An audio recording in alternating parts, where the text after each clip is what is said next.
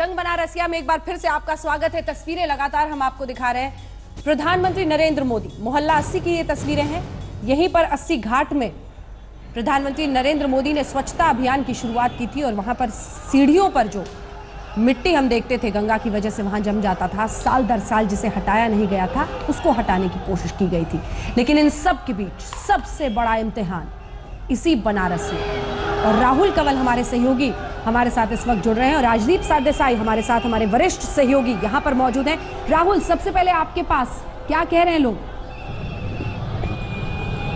हम लोग इस वक्त अंजना काल भैरव मंदिर के बाहर हैं, जहां पे प्रधानमंत्री नरेंद्र मोदी का काफिला थोड़ी देर में पहुंचने वाला है। बहुत देर से यहां पर मोदी मोदी के नारे लग रहे हैं और लोग तैयारी कर रहे हैं प्रधानमंत्री के आने के, और लोग बहुत टेंस भी हैं। एक तरीके से इम्तिहान है यहाँ पे जो स्थानीय नेता हैं उनके।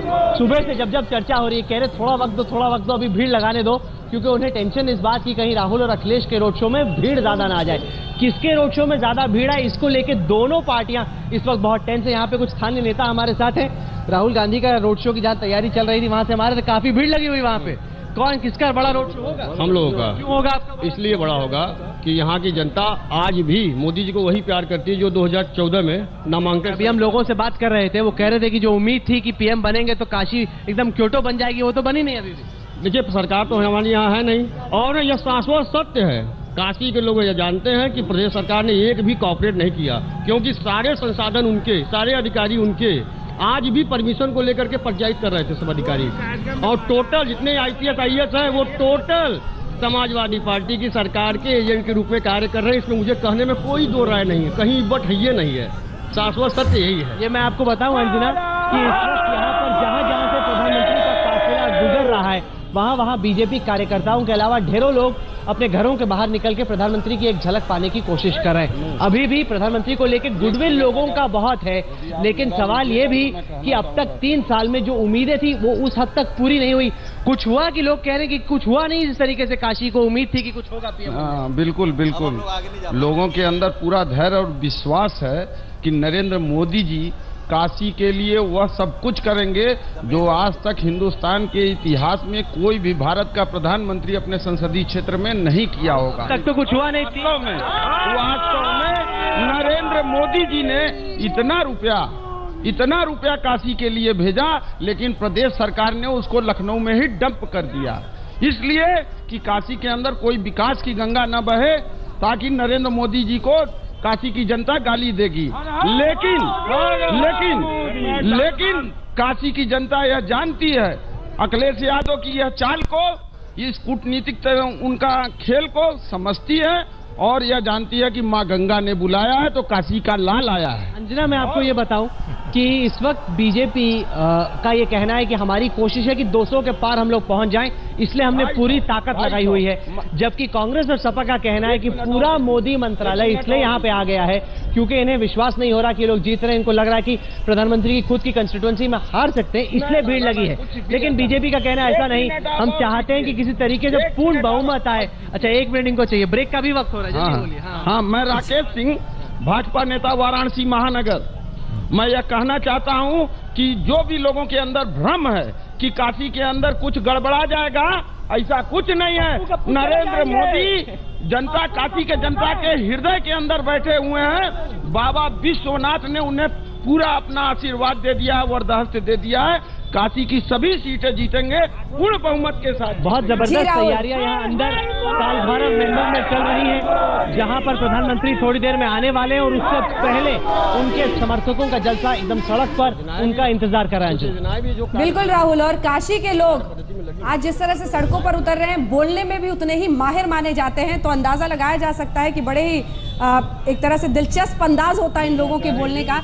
राजदीप हमारे साथ यहाँ पर स्टूडियो में अब जुड़ गए हैं। राजदीप जी, जल्दी से एक रिएक्शन आपकी तरफ से, क्योंकि दहले पर दहला, हर पार्टी अपने आप को दहला कह रही है, रोड शो की जंग हो गई है, राजनीतिक प्रतिस्पर्धा, जिसमें मेरा रोड शो, तेरा रोड शो, और ये सारे रोड शो बनारस में क्या हो रहा है, ये तस्वीर क्या कह रही है? क्योंकि इसमें आप एक बड़ी बात भूल रहे हैं। हाँ। जिस पर आपका फोकस भी नहीं है और किसी का नहीं है, कि आज ही के दिन 49 सीटों पर वोटिंग हो रही है, और कौन से सीटों पर हो रही है? उसी पूर्वांचल में 100 किलोमीटर दूर, उसी वाराणसी में मऊ में, आजमगढ़ में चुनाव हो रहा है और उस चुनाव के बीच ये रोड शो की प्रतिस्पर्धा हो रही है।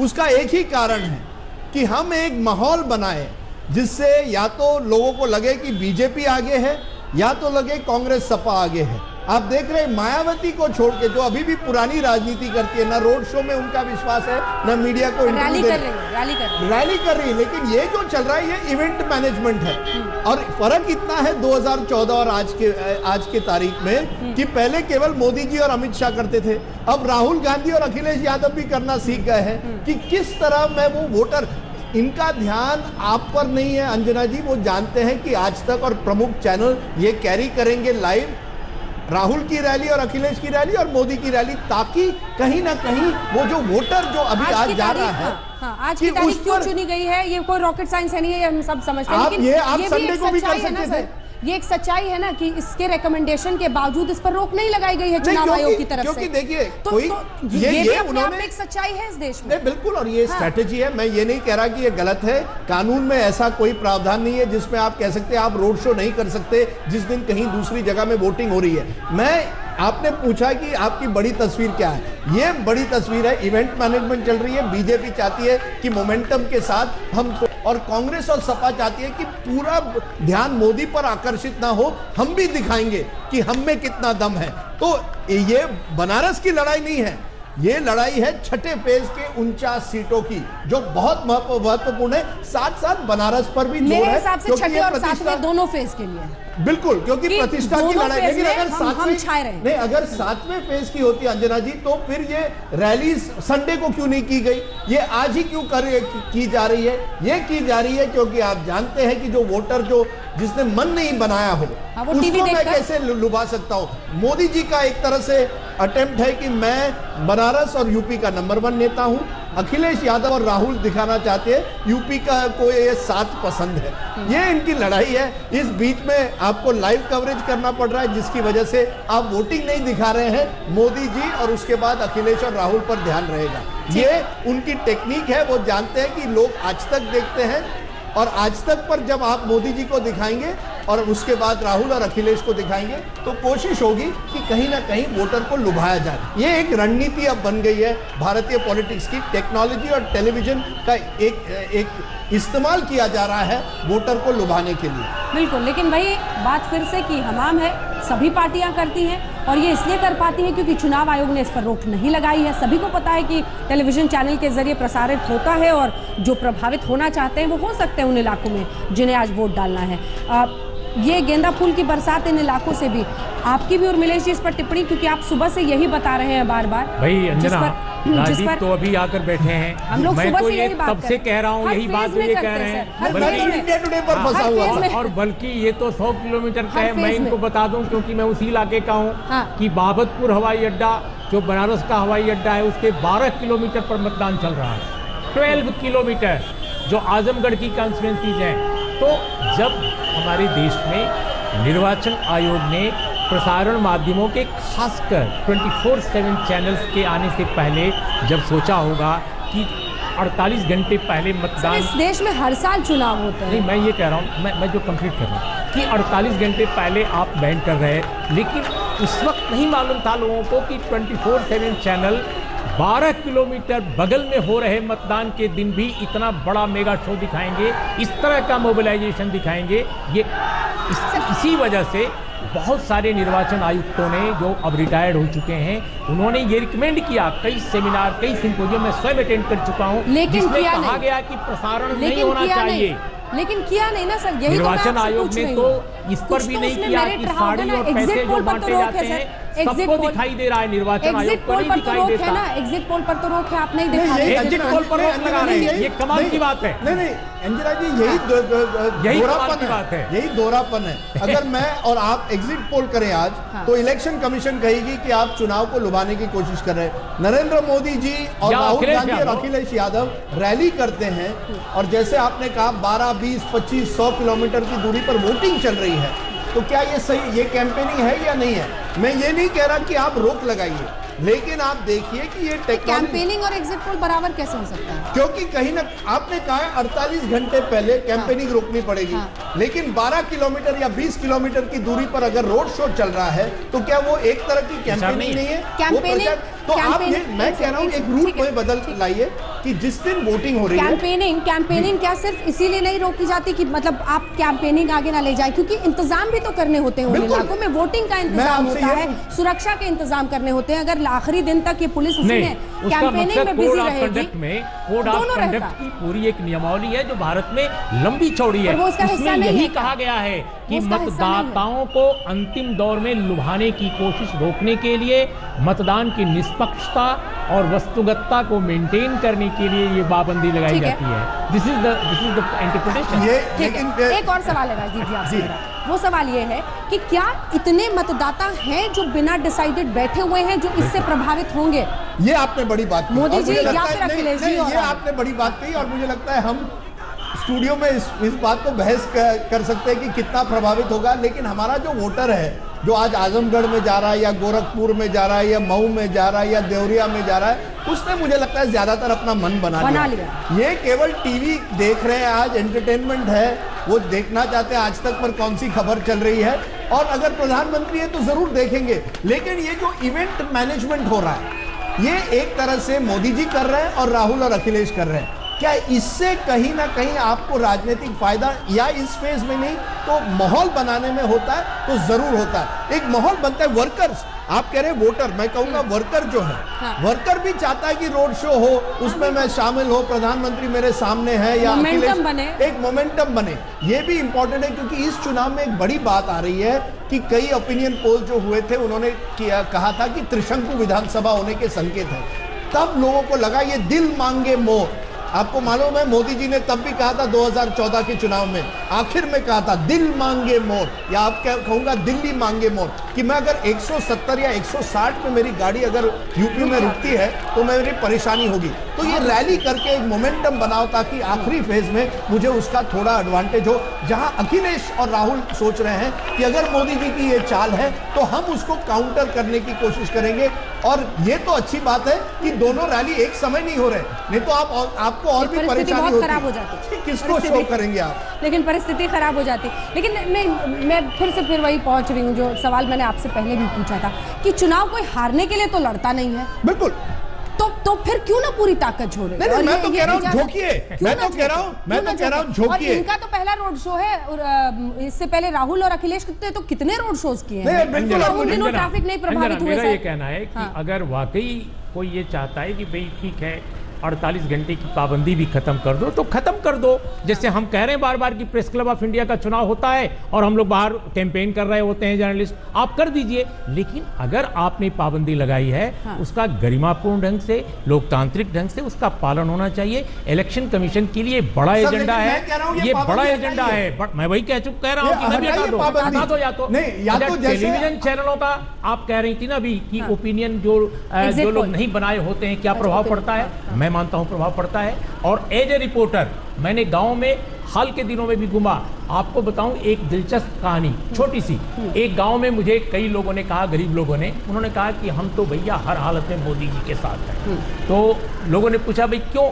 2-3 पत्रकार थे साथ में, उन्होंने कहा टाटा बिरला डालमिया, पुराना नाम लिए पूंजीपतियों का, नए नाम नहीं ले रहे थे, और हम गरीब लोगों को सबको बराबर कर दिया नोटबंदी में, सबको लाइन में खड़ा कर दिया, ये कह रहे थे गांव के लोग। तो हम उन्होंने कहा कैसे पता चला आपको ये बात कि टाटा बिरला डालमिया और आपको बराबर में खड़ा कर दिया? उन्होंने कहा टीवी पर बोलता है, एकदम साफ साफ बोलता है टीवी वाला, बिल्कुल सही बोलता है। तो टेलीविजन का 24 घंटे के प्रसारण माध्यमों का गरीब लोगों पर, अशिक्षित लोगों पर या अर्धशिक्षित लोगों पर कितना बड़ा प्रभाव है, इसकी कल्पना अंजना आप स्टूडियो में बैठकर नहीं कर सकती हैं। लेकिन इसके साथ साथ अंजना जी मैं ये कहूंगा कि एग्जिट पोल पर आप पाबंदी लगाइए, क्योंकि मुझे लगता है पोल्स पर आपको कोई कंट्रोल नहीं है कि वो पोल सही है या किसी ने बेचा हुआ है, पेड पोल हो सकता है। लेकिन कैंपेनिंग आखिरी दम तक होनी चाहिए। अमेरिका में होती है, इंग्लैंड में होती है, हर डेमोक्रेसी में आखिरी दम तक होती है। इस देश में ये पुराना रूल था कि 36 घंटे पहले, ताकि इंतजाम हो सके सिक्योरिटी की वजह। मैं कहता हूं आखिरी दम तक करिए। आपकी बात बिल्कुल सही थी, चुनाव कोई हारने के लिए नहीं करता है। तो नरेंद्र मोदी अगर अपनी पूरी ताकत झोंक कर चुनाव लड़ रहे हैं, रोड शो कर रहे हैं, राहुल गांधी कर रहे हैं, सबको करने दीजिए। ये 48 घंटे की पाबंदी जो है, जब तक ये रहेगी। गैर बराबरी का एक वजह और है अंजना, एक लाइन गैर बराबरी इस मामले में है राजनीतिक दलों में, जो आप कह रही थी ना कि या संजय कह रहे थे कि गैर बराबरी नहीं है, सबको बराबर अधिकार है, सभी को नहीं है। क्यों नहीं है? मेरा ये कहना है पैसे की ताकत नहीं है। एग्जैक्टली। और आपने 7 चरणों में चुनाव कराया उत्तर प्रदेश में। उत्तर प्रदेश का मैं रहने वाला हूं, उत्तर प्रदेश कॉन्फ्लिक्ट जोन नहीं है।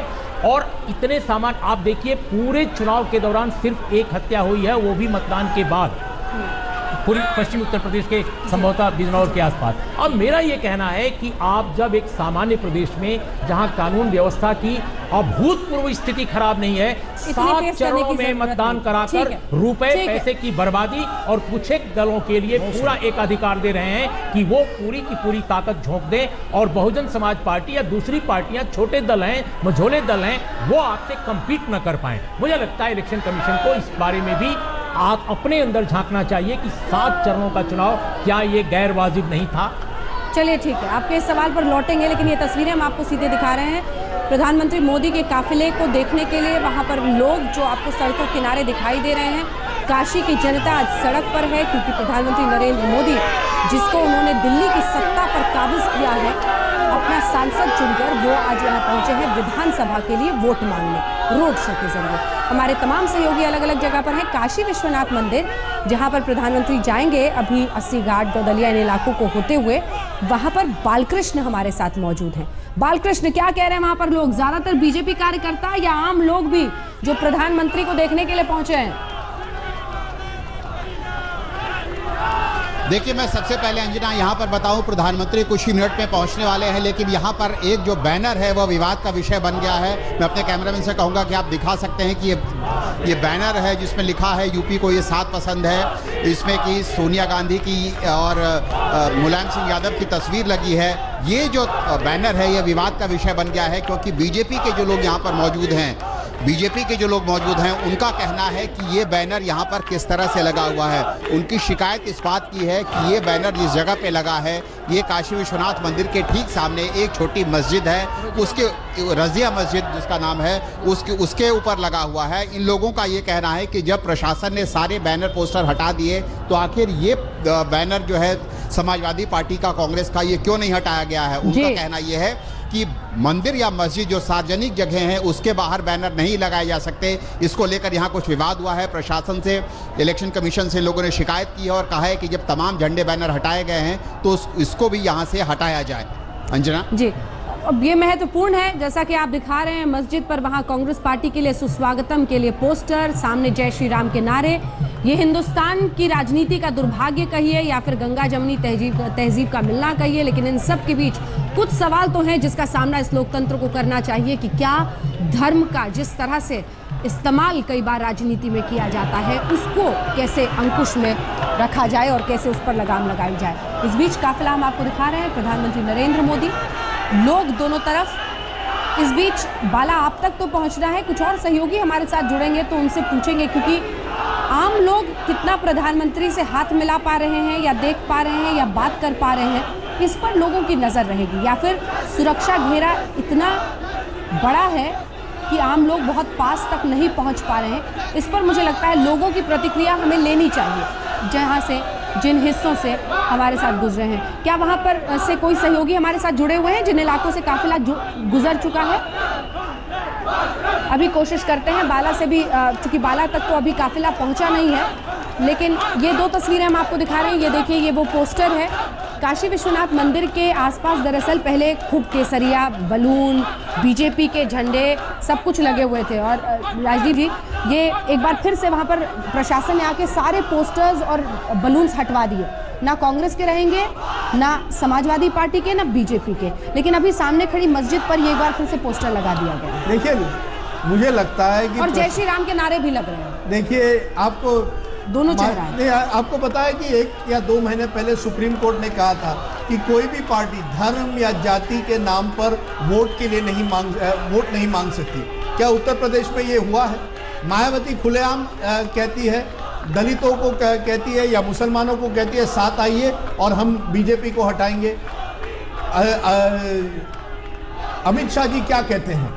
अमित शाह जी कहते हैं कि एक तरह से एक मुस्लिम अपीजमेंट हो रही है, रमजान वर्सेस दिवाली की बात होती है, कब्रिस्तान शमशान की बात होती है। किसको आप लुभा रहे हैं? राहुल गांधी और अखिलेश यादव अपनी तरफ से भी कोशिश कर रहे हैं कहीं ना कहीं कि उनकी लोगों को डराने के लिए कि मोदी जी अगर आएंगे तो मुसलमानों के खिलाफ भेदभाव हो सकता है। लेकिन ज्यादातर मैं कहूंगा ये जो पोस्टर आप देख रहे हैं जिसका जिक्र किया, ये उसी एक राजनीति का एक नमूना है जिसमें आप धर्म की राजनीति करते हैं, जाति की राजनीति करते हैं। जब प्रधानमंत्री जी ने कब्रिस्तान और शमशान की बात उठाई या रमजान और दिवाली की बात उठाई, क्या किसी भी इलेक्शन कमीशन के ऑफिसर ने कहा कि ये आप धर्म की बात क्यों उठाते हैं? या मायावती जी जब खुलेआम कहती है मुसलमानों की कि मुझे वोट दीजिए, किसी भी इलेक्शन कमीशन ने उनको नोटिस दी है? ये राजनीति इसी तरह से पड़ती है और प्रशासन जो है वो इसमें फंस गई है कि आप पोस्टर लगाए न लगाए, प्रशासन करे क्या?